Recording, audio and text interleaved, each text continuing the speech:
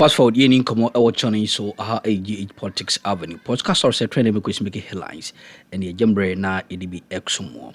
Yanko yensemu. Unya yebo ebra yensemu. Felix O.Kwakye a government spokesperson. Unya wabo ebrem ewo a key point humadi so ewo TV3. Na oil prices are kosro ewo omayimu and ochre say NPP amayukono. Omu entimi enyu omu emfrimu da when it comes to scrutiny. Unia so wohwe omu yuma omu di to any oil sectors no bulk oil distribution companies no omu no maybe omu ye ya na say ye can fuwe can say increment abapa na say omu etimi ekan bi dia omu anya dia omu betimi ayu omu afrim o kan bia so fi say omu kan and as I know, we see na and so etimi aba. Yemo enwura eye na so ye abra wajembre na okasa efasa insemusi. Mushana so am say how say AGH Politics Avenue. And Levy, the one city, say take it off. Now, what's been the assessment of this situation over the last 4 weeks by government? Oh, I think the president made it clear in his submissions during the encounter with civil society that government is considering all options on the table, and that when it deems it necessary, the right decisions will be made. Sometime next week, there will be a cabinet session. All of these matters will be tabled for discussion, and the appropriate decisions will be taken. What happens is that since time immemorial, we've all known that petroleum pricing has been contingent on 3 factors. The first one is the price of the commodity, which we do not control as a country. The second one is the taxes and levies that government imposes on the product, which we control. I mean, the government controls. And then there is the exchange rate at which the product is imported, which government also should have control of, because government has responsibility to manage the exchange rate. Now, a movement in any of these 3 can affect the price at the pump. And so often when we come to analyze this, we see which of the factors is accounting for either a drop or an increase in pricing. And this has not changed. But before I even delve further, it is imperative to remind Richard that, you see, criticism of government on fuel pricing did not start in the tenure of the NPP. We all were in this country in 2016, 2015, 2014. Their current flag bearer, who was vice president and head of the government economic management team, when they were campaigning in opposition, even in normal times, when there were marginal increases to reflect the existing deregulation arrangements, he took on government. So, for instance, in May 2015, the price of fuel at the pump was 3 cedis 50 pesos. Yet, Dr. Bawumia found reason to call the government of the day insensitive for pricing fuel at 3 cedis 50 pesos. So when you come to power, and at a point, the price of fuel goes to 23 cedis, certainly you will come in for flag. So it is a natural consequence of the sharp increase, which created huge difficulty for the people of Ghana. And therefore, there was no way that the NPP was going to escape scrutiny for taking things that far. Now, it's also important to assess what has happened. When we came to power, fuel was so likely to have the export prices of Goel. Goel. We can use Goel because it's state-owned. If you use a private entity, you may accuse them of profiteering or rent-seeking. But let us use Goel, whose objectives go beyond profit-making because they are a state entity. Now, fuel price sold, that is for petrol, it was 13 cedis, roughly the same, around the same figure that the product was selling for a week or 2 ago. And then for diesel, it was 16 cedis. That is what we came to meet. And those were normal times. Those were normal times. There was no crisis. So the price of crude oil was within manageable limits. Now, since we've been in power, one of the 2 things that government controls, which is the exchange rate, has been so well managed that it moved from around 17 cedis, and that is the price at which the importers were importing the product. It was between 16 to 17 cedis to $1. In fact, they at that time they had their own rates. Yeah, they had their own rates that they go. They were around 16. They don't use the indicative rate by the government. They use what is on the market. Yes. Maybe he can clarify. But it was within that range. Yeah. Clarify that for us. What rates do you use? Because I know there's some buffer that. So in the previous regime, we used to have what we call the auction. The auction rate was normally the Bank of Ghana rate that you have, which gave us 20% of what you require to import, and then the remaining 80% you source from the commercial bank. Exactly. So it meant that their rate was higher than what the Bank of Ghana was. Because if they get the rest from the commercial bank, the commercial banks will put a marker on the Bank of Ghana rate. So I think that is clear. Now, we brought it down to a level where it affected the prices at the pump. So, Alfred, for about 10, 11, 12 months, the price of fuel at the pump consistently reduced and gave significant relief to the people of Ghana. Indeed, you mentioned that at some point, the oil marketing companies were engaged in price wars because they were selling fuel under 9 cedis. That was a direct consequence of proper management of one of the factors that affect fuel prices. Sometimes, I think on 3 or 4 occasions, there were marginal increases when there were some shifts on the world market in terms of the pricing of crude oil. So everybody attests that we put in better management of the petroleum sector than we came to inherit. So the price at which it was selling for right before this conflict began was much lower than what we inherited. That was not the case under the NPP. Indeed, by the time the Russia-Ukraine crisis struck, fuel prices were hovering around 6 cedis a liter at the pump. Meanwhile, they came to meet it under 4 cedis. And that was because some of the factors, like exchange rate, had begun to deteriorate. Indeed, today, fuel price is being sold close to what we came to meet, despite the existence of this conflict, which you yourself attest has upset the market. In fact, when the Russia-Ukraine conflict broke out in February of 2022, crude oil prices were selling just under $100 at the time. The exchange rate was around 6 cedis. It had moved from around 4 cedis to 6 cedis by the time the Russian-Ukraine conflict arose. But Alfred, this peaked in August at $137 a barrel. That was the highest it went to. So fuel prices went to around 12, 13 cedis a liter. This is August 2022. Now, after that high point, the price of crude oil on the market began to drop. It dropped so much that by November 2022, crude oil prices were selling at $86.5 per barrel. So you would have expected a corresponding steep decline because it had moved from 137. So if the thing was selling us at 12, 13 cedis at the pump, when the thing was $137 a barrel, you would expect that once it goes down to $86 a barrel, then the price at the pump in Ghana would also reduce significantly. But Alfred, by that time, their economic mismanagement, which had destroyed the economy, had kicked in.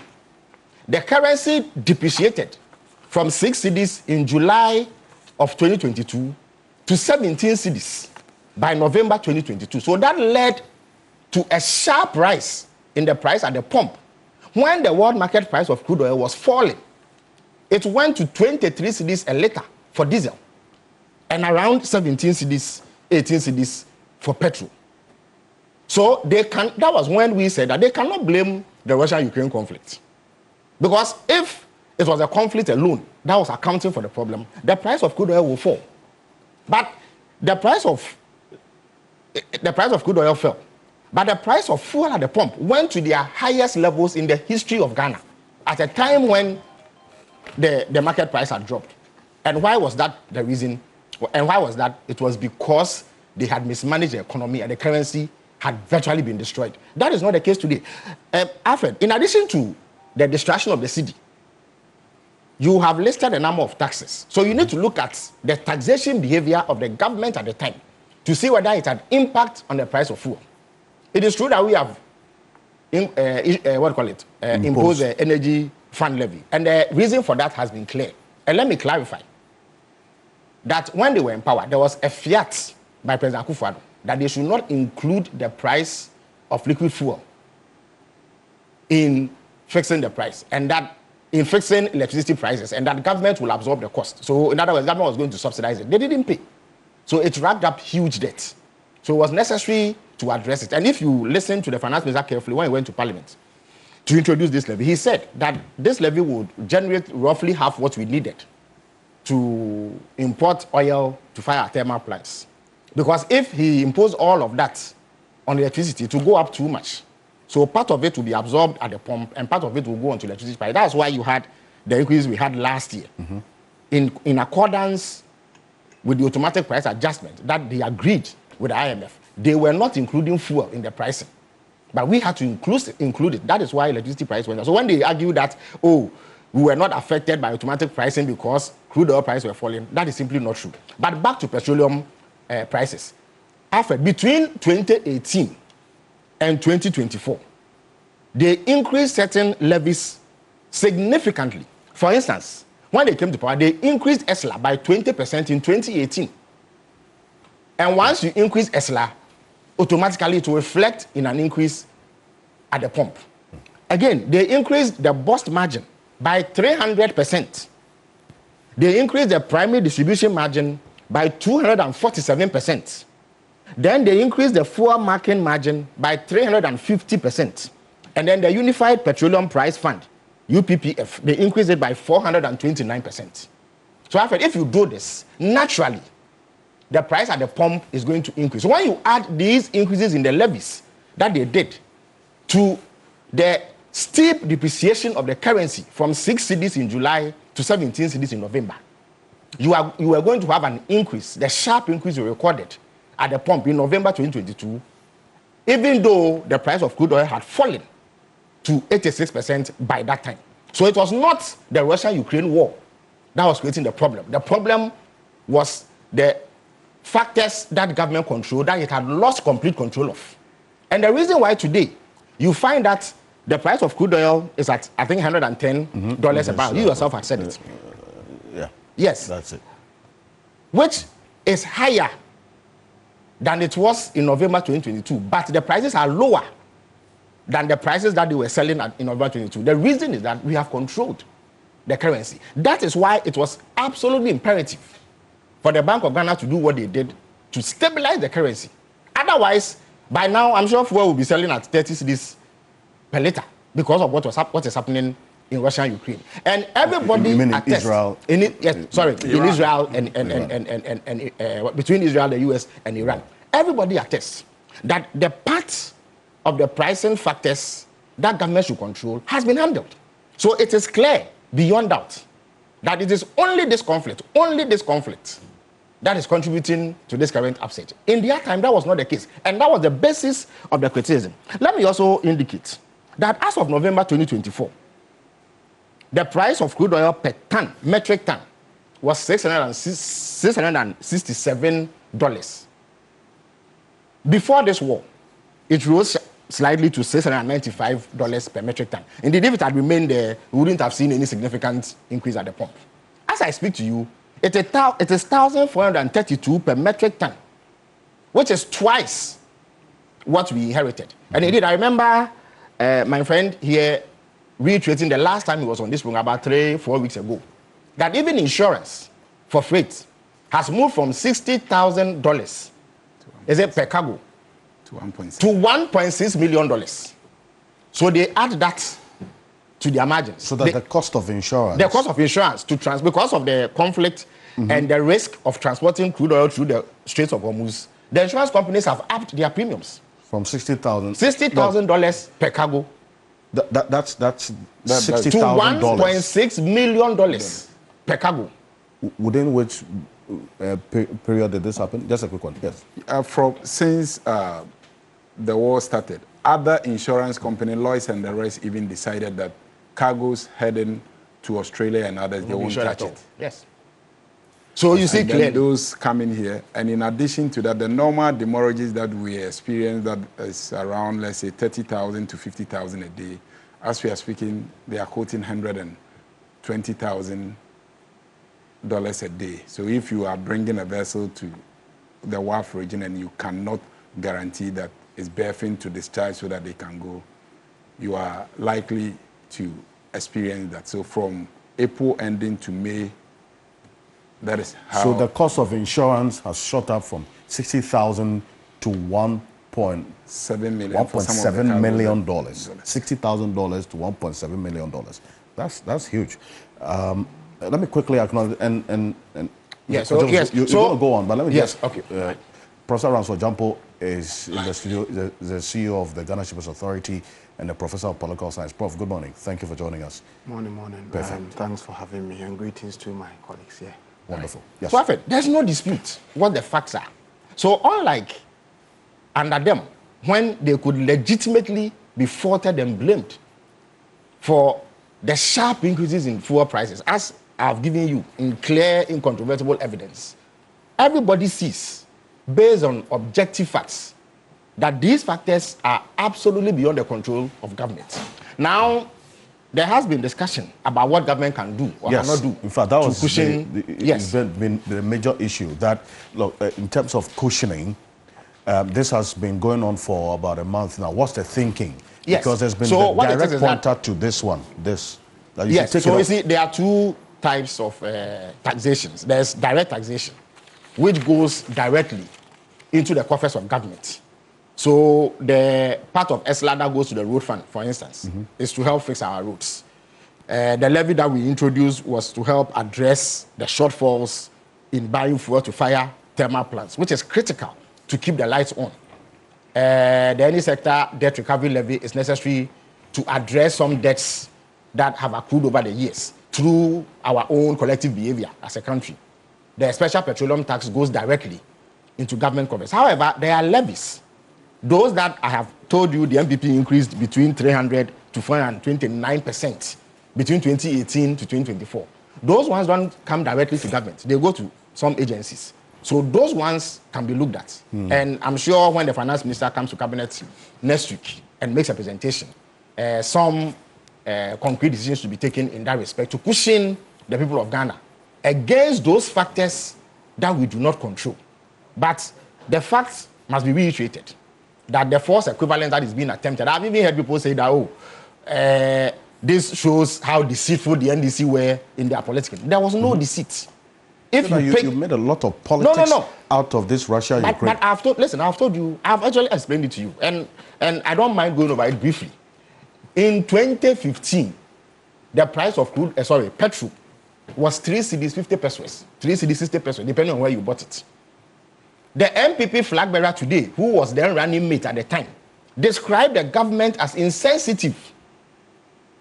At the time, we had just introduced ESLA in order that we are able to address the perennial problem of shortfalls in the petroleum. And everybody agrees that since we introduced that, the problems associated with piling debt, which leads to shortages, has completely been resolved.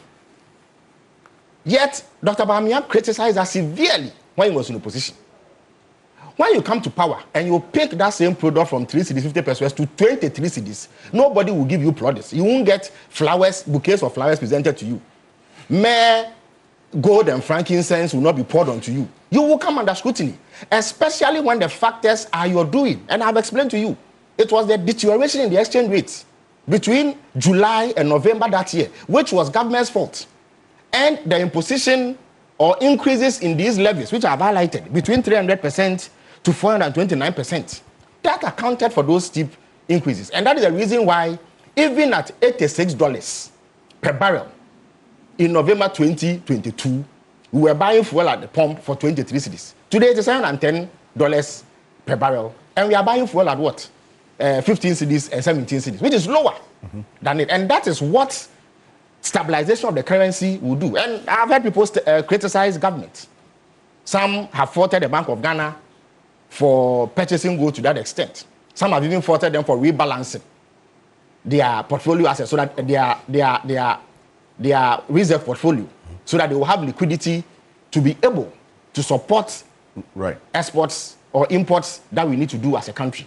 So those factors must clearly be defined in order that we have a handle on what is happening. But as for the fact that government will act to cushion consumers at a point, that is almost inevitable, and it is a certainty. Because the president talked about one of the weapons being removing this one. So if you say there's going to be a he didn't say that one. I've told you that there are two types of taxes that we put on fuel. There's direct taxation. The energy fund is a direct tax. Yes. That goes to government. Special petroleum tax. What do you call it? And the others. But then there are levies. Those levies don't necessarily come to government. They don't come to government chest. They go to manage the sector. And often it stays with the that's going to be the target. Now those ones who are, if you add it, you have between 1.5 cedis and 2 cedis. Those levies alone account for between 1.5 to 2 cedis in terms of the price build-up.